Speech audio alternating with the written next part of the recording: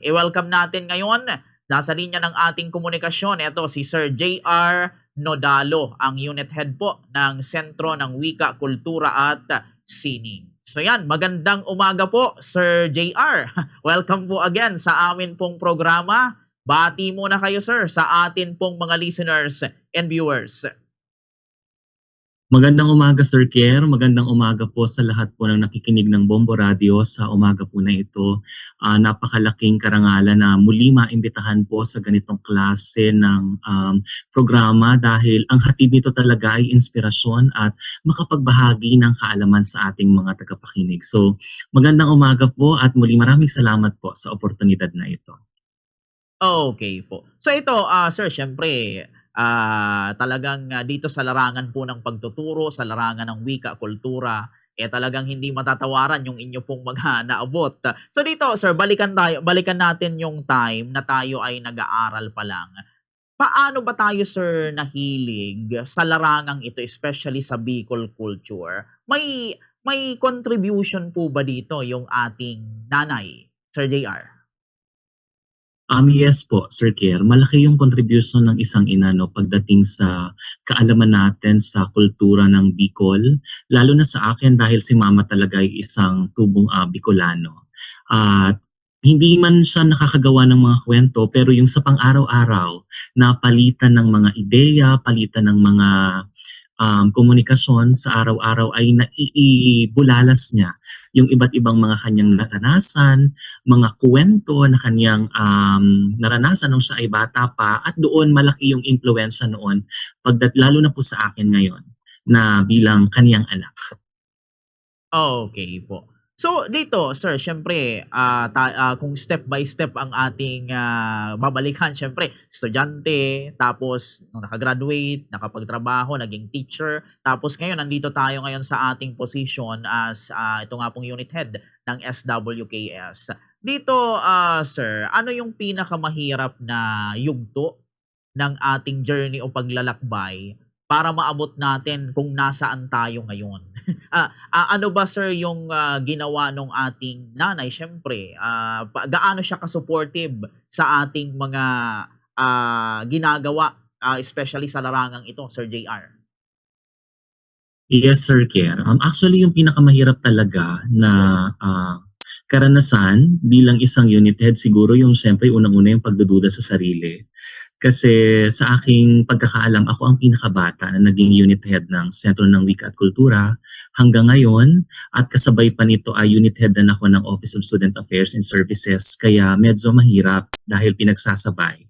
Hindi ka lang isang guro, meron ka pang katungkulan sa ating universidad na merong expected, na merong inaasahan na mai-contribute ka sa ating university. Yun yung pagdududa siguro sa sarili, sa kakayahan, at syempre minsan pati sa direksyon ng trabaho. Pero yung contribution talaga dito ng aking pinakamamahal na ina ay hindi talaga siya sumuko.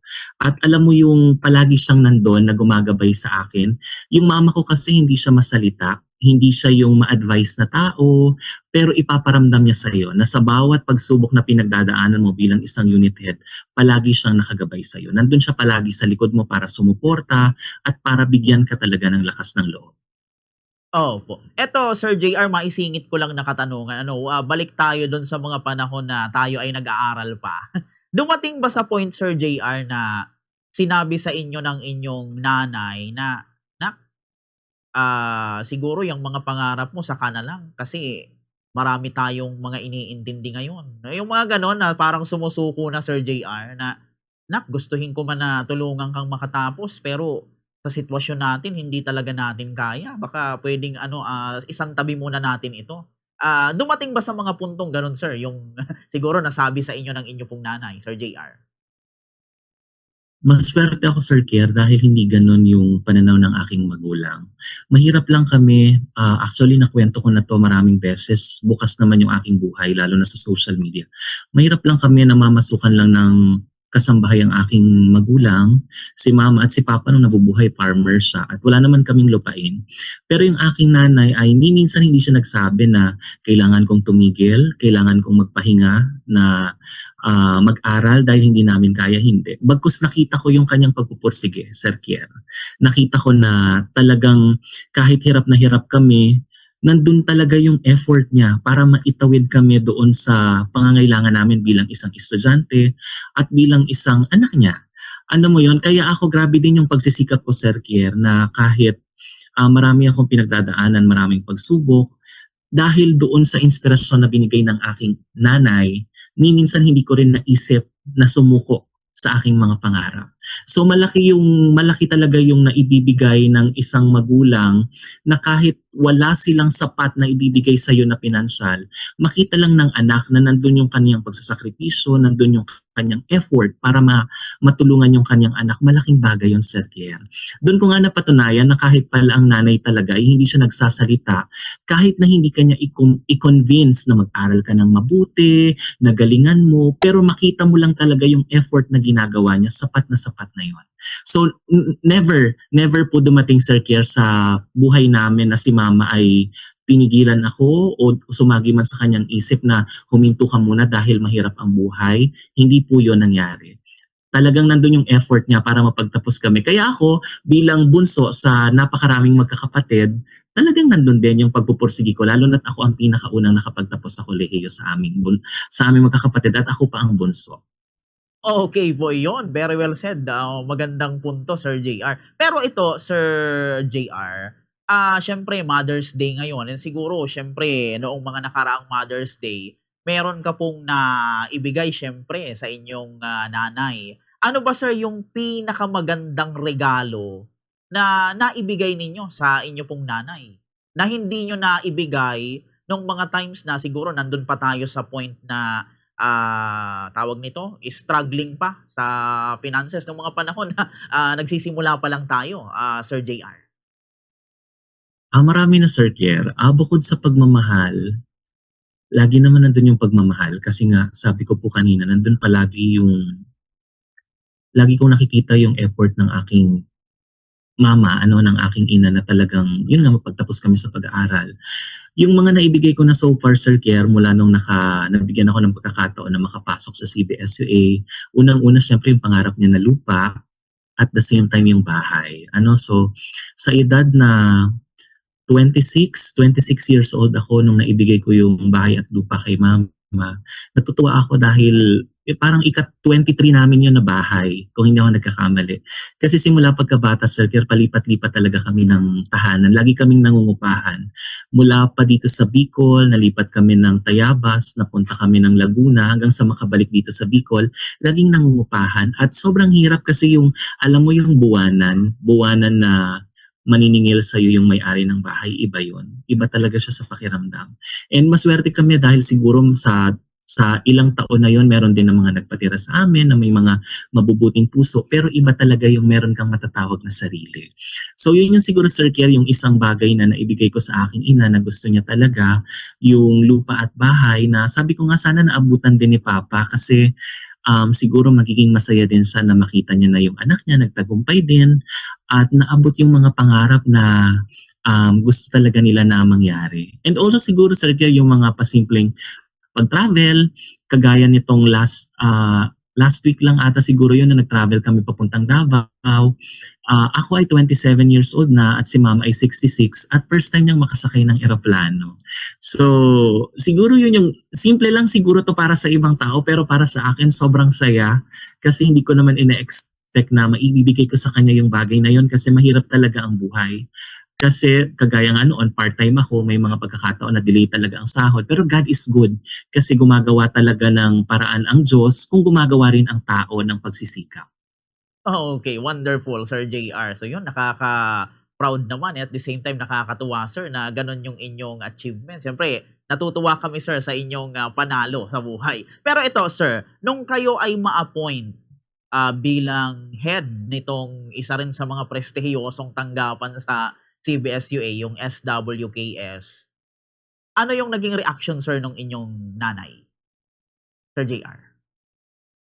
Siyempre po masaya talaga si mama na nabigyan ako ng pagkakataon na maging unit head dito po sa CBS-UA at karangalan yung mabigyan ng ganitong klase ng oportunidad. Natatandaan ko nun medyo ano pa si mama, parang hindi siya makapaniwala na alam mo yung anak niya kasi yung anak niya na 25 years old ay nabigyan ng pagkakataon na maging unit head dito po sa CBS. Siyempre, Sir Kier, masayang-masaya si Mama. Hindi siya ganun ka-expressive na tao, pero alam ko, nararamdaman ko, the way kung paano niya ako suportahan, gumising ng alas 4 ng madaling araw para ipagluto ako kapag meron kaming mga meetings na kailangan kong magbiyahe ng maaga galing sa Tigaon, papunta dito sa Pasakaw. So, yun yung nakikita ko na masaya talaga siya kasi kahit hindi niya naman sinasabi, pero yung effort talaga na natutuwa siya dun sa achievement na yun, nandun palagi. Opo. Ngayon ba sir, kumbaga sa ano siyempre ngayon ba sir ano kung malaman lang namin para sa kaalaman din ng ating mga audience, at yung atin po bang mama or si nanay, kumbaga in touch pa rin sa atin sa pag-aasikaso or pinababayaan niya na tayo, "Ay sige, malaki ka na naman na, kaya mo na 'yan." O paano pa rin yung setup, Sir JR? Nandun pa rin yung paggabay niya, Sir Kier. Siguro dahil ako na lang naman siguro yung walang asawa sa aming magkakapatid at nasanay naman din ako na lagi kong kasama si mama. Gusto ko na masulit talaga yung time na kasama siya dahil alam mo yun, maikli lang ang buhay. So nandun pa rin, Sir Kier, hindi nawawala yung kanyang paggabay sa akin. Pero siyempre may mga pagkakataon na tinatry ko na rin maging independent lalo na't nagbo-boarding house ako dahil malayo yung pinagtatrabahuhan ko sa aming tahanan. So may mga gano'n na pagkakataon. Pero pag umuwi ako, nararamdaman ko pa rin na ako pa rin yung bunso, ako pa rin yung tawag nito, yung kung paano siya mag-alaga before. Kasi dalawa lang kami ngayon sa bahay eh. So, dun sa pinagawa kong bahay, kapag wala ako, minsan siya lang mag-isa, minsan kasama niya naman yung aking kapatid. So, may mga ganon, Sir Kier, ah, na I mean, ganon yung aming tawag ito, current na kinalalagyan bilang isang pamilya. Opo. Sige, Sir JR sa ngayon ibibigay ko naman po ang pagkakataon or chance dito po sa aking partner para makapagtanong din po sa inyo kay Bombo Kim. Sige Bombo Kim. Ayun po, hello Sir JR, good morning. Welcome po dito sa ating programa ulit na Good Morning Philippines. And siguro pagbati na rin ng Happy Mother's Day sa inyong nanay, sir. Speaking of being a mother, sir, ito po kasi pagiging nanay na-associate sa simbolismo ng kumbaga ating mga pinagmulan. So dito po siguro ano ko lang ng konti, i-connect ka dito po sa ating hinahawakan na sentro ng wika, kultura at sining. Siguro sa ating pag-obserba, ano po yung gaano po ba kahalaga yung kumbaga yung ating mga pinagmulan na kultura, na tradisyon, na kung ano man na ating kinagisnan na nagshi-shape po sa ating identity as siguro Bicolano o Pilipino. Base po sa ating obserbasyon, sir. Thank you so much, Sir Kim. Magandang umaga rin po. So mahalaga yung ating pinagmulan na patuloy pa rin natin patuloy pa rin natin tayong nagbabalik tanaw kung saan tayo nagmula. Dahil dito naman nagsisimula talaga pag pinag-aaralan natin yung ating kultura. Ano yung ating kinagisnan, ano yung klase ng ating pamumuhay. Sa pamamagitan ng mga ganitong bagay, doon tayo nakakabuo ng mga akda. Na itong mga akda na ito ay nakakatulong din para maisali natin sa iba't ibang henerasyon para ito ay kanila din na maging henerasyon. Kumbaga ito yung makuha nila bilang mga panalmingan. Sabi nga natin na makuhaan nila ng lesson o ng mga aral para mas maging matibay sila bilang mga Pilipino. Sige sir, ulitin ko po. Bilang pong parte tayo o tayong unit head ng SWKS, baka may mga gusto po tayong i-share sir na kumbaga pag-aaral o efforts para pag-aralan yung pagiging kumbaga yung dynamics po ng pagiging isang nanay na Pilipino o siguro po pagiging isang nanay na Bicolano. Yes, kung ang tinatanong mo, Sir Kim, tama po ba yung study ba ng aming sentro about sa mga magulang? Tama ba? Yes, tama po sir. Baka Pananaliksik. may study tayo, mga pagsusuri na kumbaga tinutuklas yung kung ano ba yung pagiging iba na kumbaga uniqueness sa pagiging nanay na Pilipino or kumbaga pagiging nanay na Bicolano? Tama po, sir. Yes po Sir Kim. Pero so far Sir Kim, yung mga nakikita kong mga initiative na ginagawa ngayon ng aming sentro ay nakatuon muna pa kami ngayon sa mga pagsasalin talaga.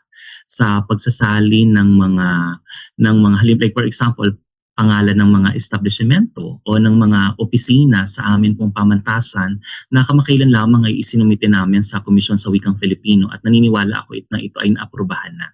So dito kami ngayon, ito muna yung focus namin Sir Kim sa kasalukuyan na ginagawa, pero feeling ko darating tayo sa bahagi po na yan dahil malaki talaga yung naitutulong sa atin, lalo na kung pag-aaralan natin yung mga katangian ng isang ina at kung paano ito nakakapag-ambag sa kultura natin bilang mga Bicolano.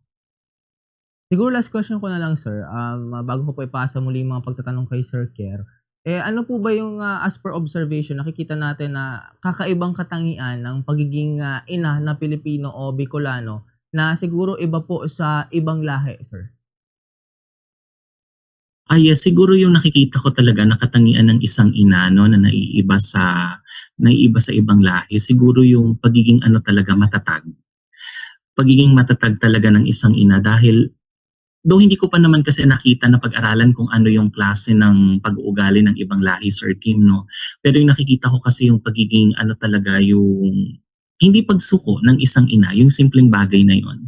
Kagaya ng nasabi ko kanina kay Sir Kier, kagaya ng katangian ng aking isang ina, doon ako bilib Kahit alam mo yon, maraming problema, maraming bagyo yung dumadating sa buhay, maraming pinagdadaanan. Pero nandun pa din, matatag pa rin So feeling ko, yun yung isang katangian na naiiba. Kung ako yung tatanungin, naiiba sa ibang lahi, na katangian ng mga magulang natin, especially ng mga Bicolano.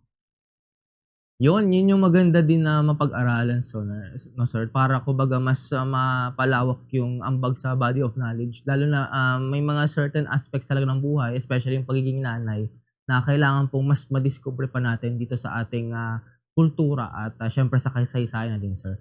Bueno sir, ipasa ko na po muli kay, Bombo Kier itong mga pagtatanong, sir.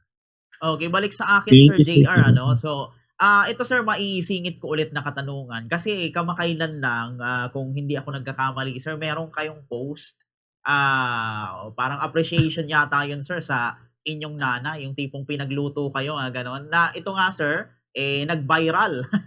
Marami yung nag-react, marami yung nagkaroon ng mga samot-saring reaksyon. Inasahan nyo ba, sir, na mangyayari yun?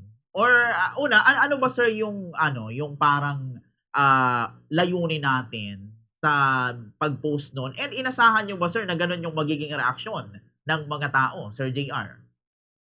Yes po, Sir Kier. Hindi ko sa Sir Kier talaga inaasahan na magiging ganun na maaantig yung yung mga manonood, especially yung sa social media dahil ako talaga pag nagpo-post ako, nag-e-express ako kung ano yung nasa puso ko. Maraming tao yung nagsasabi sa akin na bakit hindi ka gumawa ng vlog, bakit hindi ka mag-start na ipakita yung buhay mo talaga sa social media tapos para at the same time daw para kumita, para meron ka rin earnings bilang isang vlogger. Pero hindi kasi ako ganun, Sir Kier. Ako talaga nagsishare ako ng mga happenings sa buhay namin ni Mama kasi yun talaga yung nasa puso ko. And ang pinaka-purpose ko kung bakit ko yung ginagawa is para maka-inspire din ng mga kabataan na katulad ko na minsan ay nakakalimutan na pahalagahan yung kanilang mga magulang, lalo na ang isang ina. Natutuwa ako kasi minsan may nakakasalubong ako ng mga mag-aaral na biglang nagsabi sa akin na, "Sir, napanood ko po yung video nyo." Tapos nung napanood ko yun, sir, umuwi ako sa bahay namin. Tapos talagang minake sure ko na mabibigyan ko ng time yung aking magulang, na maibibigay ko yung kanyang yung mga simple niyang kaligayahan. Kasi naniniwala ako, Sir Kier, na yung time na ibinibigay natin sa ating mga magulang, lalo na sa ating ina, napakahalaga nun. Hindi naman kailangan palagi na ingrande. Alam mo, minsan lalo na sa edad nila, yung mga halimbawa 66 years old, 50 years old and above, ang gusto lang nila talaga yung time na makasama yung kanilang mga anak. So, kung hindi pa natin ngayon kayang ibigay yung mga bagay na hinihingi nila, like for example, bahay man yan, lupa man yan, sasakyan man yan, yung simpleng time na maibibigay natin sa kanila at maiparamdam natin na mahal natin sila, very, very important na po yun sa kanila. Opo, yun. Very well said, Sir JR. Ano, napaka-meaningful nung post na yun, sir. So, ito, Sir JR, after nung post nyo pong yun na nag-viral tungkol sa appreciation natin sa ating nanay, meron bang naging pagbabago, sir, sa atin? Especially sa relationship nyo ng inyong mother, tapos sa mga student natin. Meron bang naging pagbabago, sir, after nung post na yun na nag-viral nga, Sir JR? Parang wala naman po, wala naman sir nagbago. Siguro natutuwa lang ako kapag lagi akong may nakakasalubong, nagugulat ako tapos nababanggit nila yung about sa post ko na yun nga, natutuwa sila, nai-inspire sila dun sa post ko. Pero yung siguro yung pagbabago wala naman. Yung pagmamahal na pinapakita ko kay mama at yung pagmamahal na sinishare namin sa social media, ganun pa rin naman Sir Kiet. Mas naging ano nga lang, mas naging matatag at mas nakita ko na mas naging mas makulay. Kasi may mga nagme-message din kay mama na gusto siyang makita, gusto siyang makausap, alam mo yon. So, na-happy naman ako na na-appreciate niya yon. Opo, yun. Yun ang mahalaga, sir. So ito, Sir JR, sa inyo po bilang teacher pa din, may mga specific po ba kayong award or libro o proyekto na sabi nyo, ito dedicated to para kay mama to. Meron ba tayong ganon, Sir JR? Yes. Ano po, last year lang po na nagawaran po ako ng award na Presidential Award. So, yun ay dahil pagkilala sa serbisyo na ibinibigay natin sa ating university. And natutuwa ako dahil in-offer ko talaga yun kay mama. Kasi kung wala yung kanyang pagsisikap, hindi siya nagsakripisyo, hindi ko rin naman mararating yung mga bagay na meron ako ngayon. So, lahat ng meron ako ngayon, kung ano man yung natatanggap ko, lalo na yung award na yun, specific na award na yun na Presidential Award na nakuha ko, para talaga yun sa kanya. So, yun. Pero so far, sir, wala pa naman akong mga libro. Siguro very, very soon. Okay, abangan namin yan, sir, if ever. Pero ito, Sir JR, syempre Mother's Day ngayon. Ano pa ba, sir, yung mga gagawin pa natin or mga balak pa nating gawin para sa ating nanay? And syempre ito, sir, ayaw man natin o hindi, pero darating talaga yung mga point na iiwan tayo ng ating mga parent. May mga ganun talagang darating yun. Pag dumating yun, sir, paano siguro natin sila iaalalahanin, Sir JR? Yes, Sir Kier. Aware po ako na talagang darating yung time na ayaw man natin o hindi, mawawala yung mga mahal natin sa buhay. Kaya siguro, Sir Kier, yun yung pinaka-reason kung bakit ngayon palang puspusa na yung effort ko na maibigay ko talaga yung mga simpleng magpapasaya sa kanya para alam mo yun, malesen yung regrets kung halimbawa man na dumating yung time na yun. Kasi naranasan ko na yun nung time na nawala si Papa. Wala pa ako noon masyadong magandang trabaho, hindi ko na ibigay sa kanya yung mga gusto niya. Alam ko na yung pakiramdam na sobrang bigat na parang yung healing talaga ay hindi mo agad-agad makukuha. Kaya ngayon, bumabawi ako kay mama hanggat meron akong time, meron akong pera, kailangan kong gawin talaga yung mga bagay mga simpleng bagay na sabi ko kanina magpapasaya sa kanya. Pero si mama, aware din siya na pwede siyang mawala anytime. Natatawa nga ako, Sir Kier, kasi minsan na pag-uusapan namin na kapag daw nawala siya, meron daw siyang insurance, meron na daw siyang naka-ready na ganitong amount. Alam mo yon, kahit sa part na alam niyang mawawala siya, nandun pa rin yung pagmamahal niya. So doon na-appreciate ko pa siya mas lalo na kahit alam niya na kaya ko naman na yung sarili ko, kaya ko nang mamuhay na ako lang, pero kahit doon sa pinakamalungkot na maaring mangyari sa buhay niya, nandun pa rin yung pagmamahal niya. Na kahit mawala siya, naka-ready siya, na alam niya na hindi ako mahihirapan kasi siya mismo naghahanda siya. Opo, yun. Very inspiring, sir. So dito, sir, sa mga kapwa nyo siguro, sir, guro, mga co-teacher nyo na nanay na din at the same time, siguro, ano yung maibibigay nyo sa kanila, sir, na words of encouragement? Base sa experience ninyo bilang anak, Sir JR. Siguro sir, ang pinakamasasabi ko lang talaga sa mga nanay na mga maaring katrabaho ko at mga nakikinig ngayon, wag lang natin masyadong i-pressure yung mga bata. Instead na pressure yung ibigay natin sa kanila, pagmamahal talaga. Kasi alam mo yung bata, malakas yung pakiramdam niya . Hindi mo siya kailangan sabihan, hindi mo siya kailangan turuan na dapat anak marating mo tong pangarap na ito para at least masuportahan mo ako, maibalik mo yung mga sakripisyo na ginawa ko sa'yo. Kasi mga ganyan yung typical na nanay eh. 'Di ba? Parang ang gusto nila, sorry po, pero may mga ganito talaga akong naririnig. Kung ano yung ginawa nila minsan sa kanilang anak, isinusumbat nila sa kanilang anak. At parang talagang nire-require nila na maibalik yung sakripisyo na ginawa nila before. Sana hindi po. Instead na ganun po yung iparamdam natin sa kanila, suportahan natin lahat ng kaya nating gawin, maliit man yan na bagay, basta't nararamdaman niya ng bata, ma-appreciate niya po yan.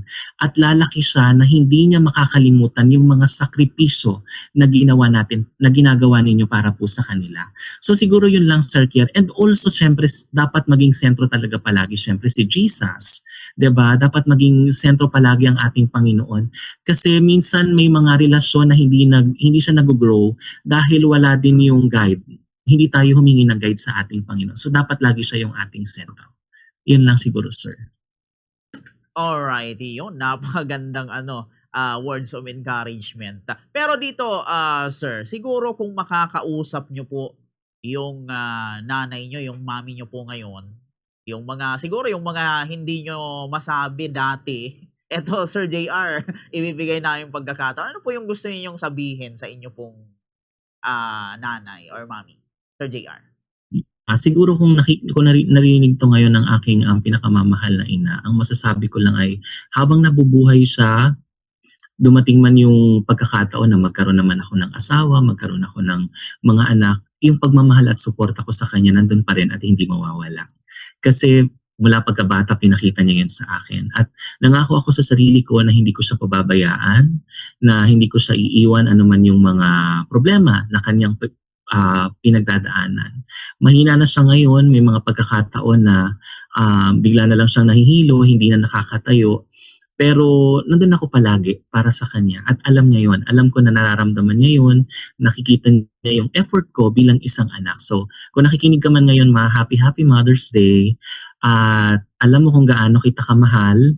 Hindi ako masyadong masalita pero kagaya ng ginagawa mo, action din yung ibinabalik ko na kabutihan doon sa mga kabutihan na ipinakita mo rin sa akin mula nung ako ay pagkabata hanggang ngayon na ako ay medyo matanda na.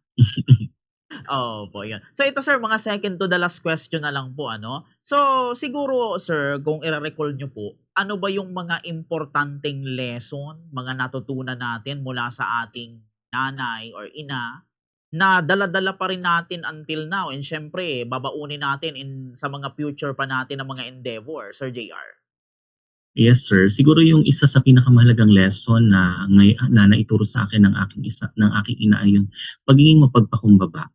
Ano man yung narating mo sa buhay, maging head ka man, maging presidente ka man ng university, or even kahit mga siguro ng Republika ng Pilipinas, kailangan nandun pa rin yung pagpapakumbaba. Lagi niya sa akin tinuturo na kung saan ka nanggaling, doon ka rin babalik. So walang dahilan, Sir Kier, para lumaki yung ating ulo, na gamitin natin yung ating posisyon para makalamang tayo at para manlamang tayo ng ibang tao. Hindi dapat ganon. So dapat habang nabubuhay tayo ay nandun palagi yung pagpapakumbaba. Yun yung isa sa pinaka na ituro niya sa akin, na piling ko hanggang ngayon, hanggang sa pagtanda ko ay dadalhin ko talaga. And siguro makakapagpatotoo naman yan yung aking mga katrabaho na makakapagsabi. So kung ano yung pinapakita ko sa kanila. Naniniwala kasi ako, Sir Kier, na kung ano yung nakuha natin na aral sa ating mga magulang, dala-dala talaga natin yan hanggang pagtanda. So kung ano yung nakikita nila sa atin, yun din yung nakikita nila na refleksyon ng tahanan kung saan tayo nagmula. So yun, sir, pagpapakumbaba. Okay, yun, pagpapakumbaba, humility. Pero ito, Sir JR, bago tayo magtapos, ano po ang inyong siguro masasabi na lang or mensahe sa mga kabataang tulad nyo, sir, na syempre may mga magulang, may nanay, lalo na yung mga kabataan na hindi maipadama sa kanilang nanay yung kanyang pagmamahal. Sir JR, ano yung inyong maiiwan na mensahe sa kanila, sir? Ang maikling mensahe na masasabi ko, sir, ay maikli lang ang buhay. So sana maikli lang ang buhay. Ulit-ulitin natin yan. Life is short. Sana hindi maubos yung oras. Sana hindi masayang yung oras bago natin ma-realize kung gaano kahalaga ang ating mga ina, kung gaano kahalaga ang ating magulang.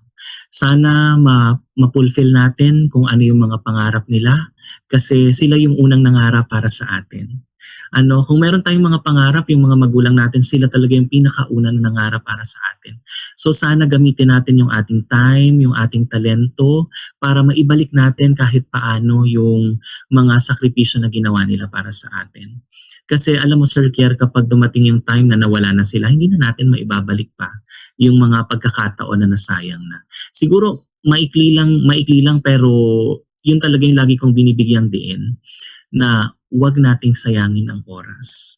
Kasi yung mga oras again na nasayang na kailanman ay hindi na natin maibabalik pa. So yung mga, kagaya ng sabi ko kanina sir, yung mga simpleng effort na pwede natin gawin ngayon, bilhan natin ng chocolate, bilhan natin ng simpleng bulaklak, o kaya samahan natin lalo na kapag may sakit, malaking bagay na po yun para. So hopefully sa lahat ng kabataan, huwag masayang yung oras natin. One, sa pagtatrabaho, kasi minsan kapag nagtatrabaho tayo, hindi na natin naiisip yung ating mga magulang dahil meron tayong mga pangarap na gusto natin maabot na to the point na nakalimutan na natin sila. So ano man ang marating natin sa ating buhay kapag hindi natin naibigay yung mga bagay na yan, parang wala pa ring fulfillment. Wala pa rin pong fulfillment. Hindi pa rin tayo magiging masaya. So pahalagahan natin ang ating mga magulang, especially ang ating ina, kasi makakalimutan tayo ng maraming tao, pero sila hindi nila tayo makakalimutan. So yun lang po siguro, Sir Kier.